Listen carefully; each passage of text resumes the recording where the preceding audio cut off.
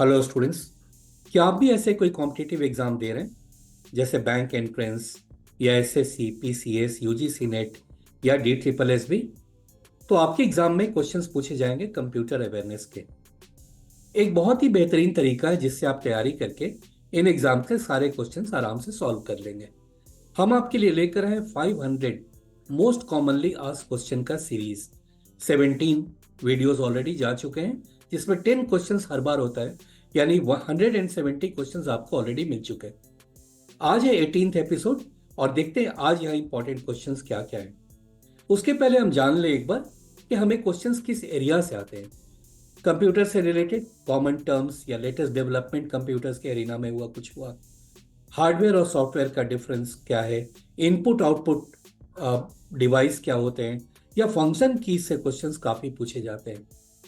तो फ्रेंड्स, चलिए शुरू करते हैं और देखते हैं आज के मोस्ट इंपॉर्टेंट 10 पॉइंट्स कौन कौन से हैं।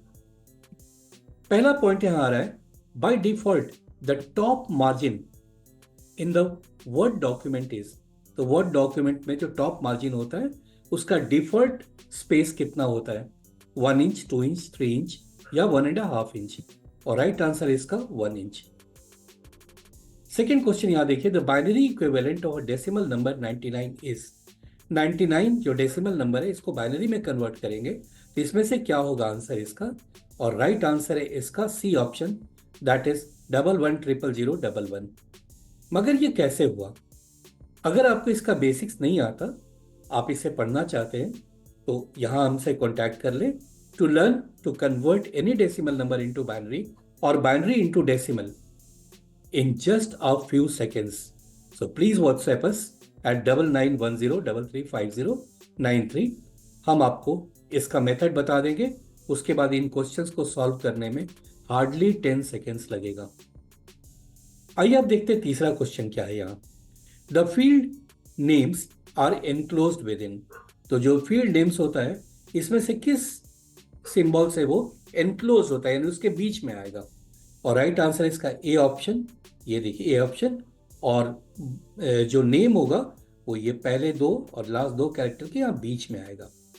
नेक्स्ट आ रहा है, error which occurs when user tried to use a device which is not switched on is classified as. और राइट आंसर है इसका C option, execution error message मिलता है। अब यहाँ पांचवा क्वेश्चन है, the basic architecture of computer was developed by. और राइट आंसर है इसका A option, John von Neumann. तो बेसिक आर्किटेक्चर जो कंप्यूटर का है वो इन्होंने ही डेवलप किया था। सिक्स क्वेश्चन आ रहा है, by default the right margin in the word document. Word document में right margin, right hand side में जो मार्जिन दिया रहता है उसका स्पेस कितना होता है? और इसका राइट आंसर है 1.25 इंचेस या 1 + 1/4 इंच।